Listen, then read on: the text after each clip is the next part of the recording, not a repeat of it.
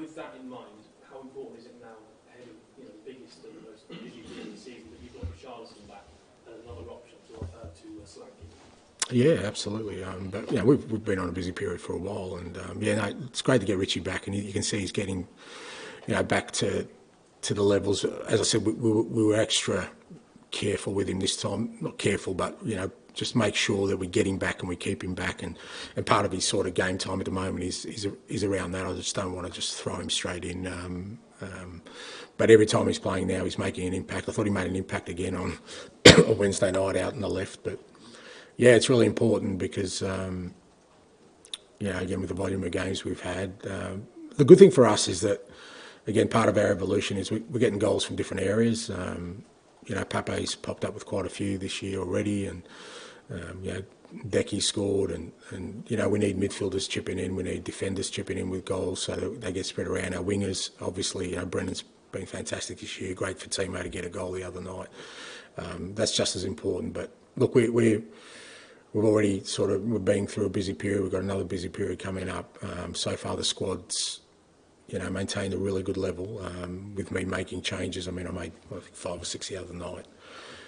We've consistently done that, and it's going to be important moving forward. Is it also particularly important, given that there's slightly different profiles of strikers? It's not just that you can put one on with fresh legs, but also they can give you slightly different aspects as well.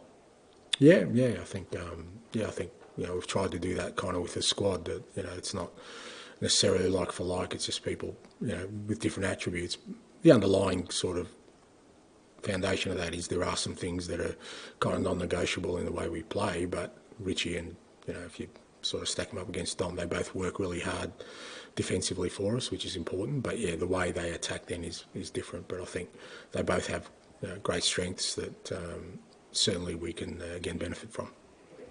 James, just kind of following up on that, you mentioned the physical effort that you guys put in. We saw Dominic Slanky drop his knees after that game against City.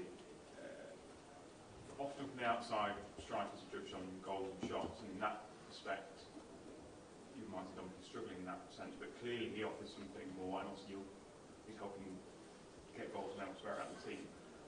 How happy are you with his performances currently, and how happy is he? He's a striker and also wants to score goals, so I wonder where you find the balance with his performances. I'm delighted with him, mate. I couldn't be happier. The way he's leading that front line, and he was a major reason we won the game the other night, because City will grind you if you and sort of pin you right back for the whole game if you let them, and he just didn't allow that to happen, and he just kept running and pressing, and he had the quality on the ball. Any other night he would have had a couple of assists as well. I know everyone talks about the goals, and he'll get his goals as well. But if he plays at that level every week for us, that's going to make us a really, really good football team. And like I said, I couldn't be happier with him. Is he happy? Mate, you'd have to ask him. I couldn't care less because I'm happy, and that's the main thing. I was going to say, is he the kind of lad you hear strikers of old saying, or if I didn't score the team when I'm not bothered? Is he the kind of lad that he put his arm around him and go, I know you didn't score, I'm happy with how you're doing, or is he worried about the goals? I think I've said before, I'm not a cuddler. I feel when he dropped to his knees the other night, having beaten City, I reckon he got all the rewards he needs, to feel good about what he's done. He knew, and I think it's a credit to him. And I said it to the lads this morning.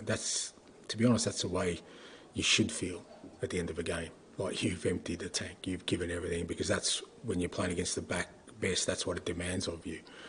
It'd be much worse if you kind of didn't win and you walked off feeling like you had more, So I don't need to put an arm around him. Like I said, I couldn't praise him highly enough for his performance Wednesday night, the way he's been since he's been at the club. I thought he was just outstanding the other night. Tom? Similar theme. We can see how well Dominic's playing, but he hasn't had a shot on target in 6 games, which is quite surprising for a centre forward. Does that matter? based on what you're saying, doesn't sound like matters at all. Oh, look, it depends, Tom. I mean, there's a couple of weeks before he scored where people were saying he hasn't scored in 3 or 4 games, and he was injured during that time. Then he scores a couple of goals. But I don't think it matters, no.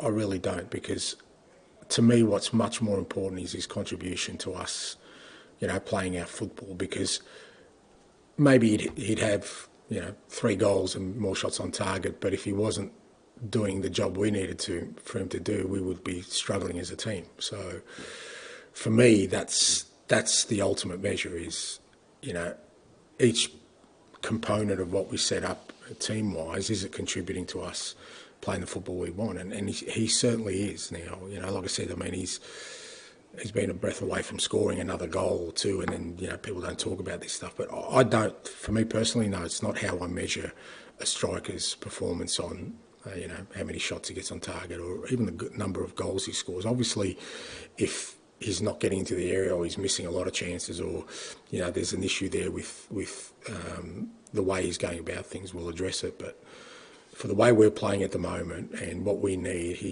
I think he's the perfect sort of front man for us. And I do believe he will score a lot of goals for us. I don't have a fear in terms of that. And you mentioned about the goals coming from everywhere. I think no team, I think Arsenal and Spurs have both got 12 goal scorers across all competitions. No one else has got more than that. I mean, it used to be, I guess when you got Harry in a team, he's always going to be the front man, and then Sonny. But I know when he left, you were thinking you had to get goals from elsewhere. But how happy with how that's come to pass? Yeah, look, again, that's... I mean, I guess that's what I'm continually talking about. We've had a major shift at the club, from what it was for a very long time, which was not necessarily, well, it wasn't successful, but it was still very formidable, that with Harry and, like I said, Sonny, that it was a tough team to stop, especially with the transition football they were playing. So I've tried to take us to a totally different sort of direction in 15 months where we're not reliant sort of on one person or one way of scoring or one sort of way of playing our football. And when it's such a serious departure, it's kind of what we're struggling with at the moment, the inconsistency of it. But I still think that if we persevere with it, we'll get to a space where we can be just as formidable, but in a different way, of oppositions maybe trying to stop us and knowing that we've got multiple ways of breaking through, scoring goals or being effective in our football. And I am, this year especially, I just seen, I think, and he hasn't played a lot, but every time Pape's played, he's either scored or assisted or close. Now, that's not something that people were sort of synonymous with him, and he's still got the physicality, the running aspect and the closing down. So, we've got getting goals out of the wingers, which I think we needed to do more. Now, Decky, I think, is looking more and more of a goal threat from midfield. We got a goal from an attacking set piece the other night. No one's mentioned that. Yeah, mentioned that in the attacking set piece. But there are areas that, if we can become sort of more proficient in all those kind of things, as I said, we need to become a bit of a different team, and that's kind of where we're headed now.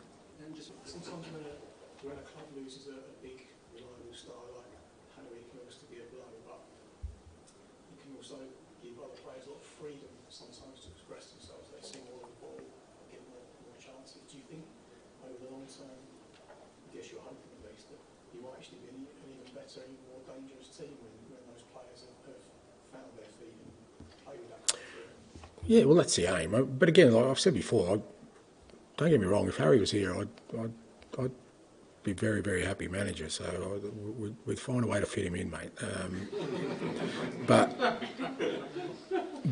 But you're right. Part of that is, with him leaving, is that opportunity for people to grow.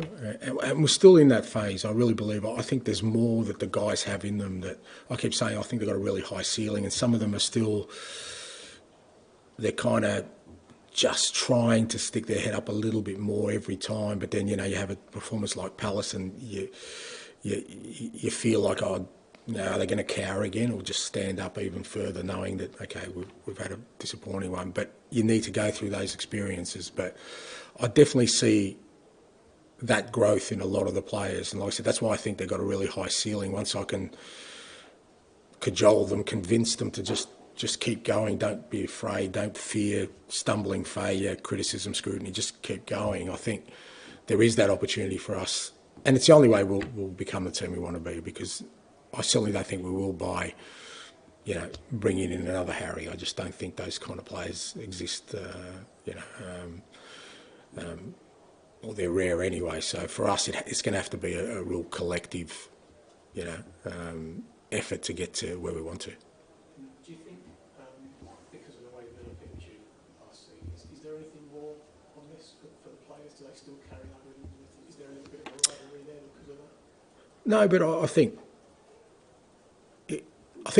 we're looking forward to it, because we know it's going to be a good game, because they're a good side, and they ask, again, they're a team that asks you certain questions, and we know we can ask them certain questions. And the thing is with Unai's team, it doesn't chop and change too much. There's a core there that consistently play, and the way they play, and they're really very well drilled. So it's a great challenge, but it's at home for us. Again, another home game.